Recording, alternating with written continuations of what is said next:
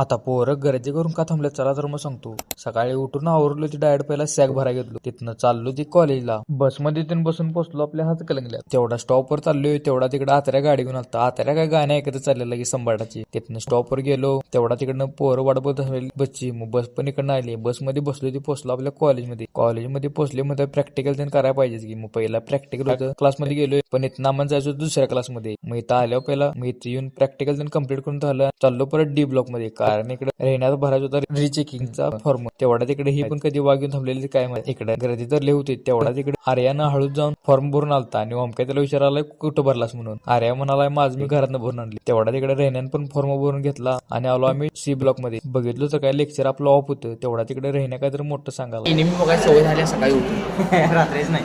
रात्री 11 बघतोय. भावाचा मोठा एकुसावर आलता कटाळ. तेवढा तिकडे लेक्चर पण संपलं. तिथनं चाललो प्रॅक्टिकलला. तेवढा तिकडे बघितलं की बुद्धिबळातली प्यादे इथं कुठालाच काय माहिती. मानवची इकडे हिस्ट्री होती बघा. बरोबर 1 वर्ष झालं भावाच्या हिस्ट्रीला. तिथनं प्रॅक्टिकल करून झालं आणि कॉलेज सुटलं तरी पण राहिणं काय बॉडी बिल्डिंगच बघायला लागला.